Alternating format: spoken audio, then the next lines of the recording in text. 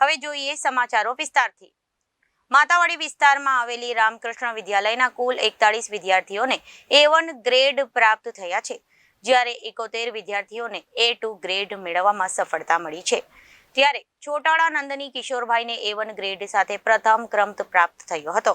રત્ન કલાકાર પિતાની દીકરી નંદનીના માતા ટેલરિંગનું કામકાજ કરે છે। નંદનીને 97.33% અને 99.94 PR પ્રાપ્ત થયા છે। નંદનીએ કહ્યું કે સવારે 4 વાગ્યે જાગીને તે તૈયારી કરતી હતી। આગામી સમયમાં રોબોટિક સાયન્સ સાથે AI ટેકનોલોજીમાં અભ્યાસ કરવા ઈચ્છે છે। શાળાના આચાર્ય પ્રકાશભાઈ પટેલે કહ્યું કે અમે વિદ્યાર્થીઓને પરિવારના સભ્યોની જેમ રાખીએ છીએ। પ્રેમની સાથે જ્ઞાન આપીને તેને કારણો બાળકો પર ડર રાખ્યા વગર તેને ડાઉટ ક્લિયર કરાવે છે, જેના કારણે આ સફળતા મળી છે। હોટલ પ્રકાશકુમાર અર્જણભાઈ, આચાર્ય રામકૃષ્ણ વિદ્યાભવન। શાળાનું ટોટલ પરિણામ 97.83%। A1માં ટોટલ 41 સ્ટુડન્ટ આવ્યા છે, A2માં 71 સ્ટુડન્ટ આવ્યા છે। આ બધી શાળાના વિદ્યાર્થીઓ, શાળાના શિક્ષકગણ અને ટ્રસ્ટીઓની અથાગ મહેનતનું પરિણામ છે। અમારી સંસ્થા એક સેવાકીય સંસ્થા છે, એનું અમને ગૌરવ છે।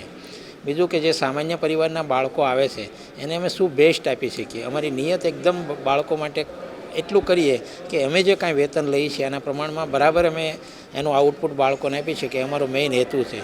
સમગ્ર શાળા પરિવાર, સમગ્ર વિદ્યાર્થીગણ, વાલીગણ, ટ્રસ્ટીગણ અને સૌ શિક્ષકગણોની અથાગ પરિશ્રમના કારણે અમે આ એચિવમેન્ટ સુધી પહોંચ્યા છું। ભવિષ્ય અમારી શાળાનું પરિણામ 100% આવે એવા અમે પ્રયત્ન કરીશું। રત્ન કલાકારની દીકરી ટોપ કર્યું છે અને શાળામાં એવું ખાસ શું કરાવવામાં આવે છે કે આટલું સારું પરિણામ આવે છે? શાળા અમે અમારા બાળકોને અમારા પોતાના સંતાનો છે એવો અહેસાસ તો અમે કાયમને માટે કરાવીએ છીએ। બીજું અમારી સંસ્થામાં મેં પોતે પ્રિન્સિપાલ તરીકે એવું રાખ્યું છે કે જેટલું બોલીએ એટલું જ કરીએ અને જેટલું કરી શકીએ એટલું જ બોલીએ।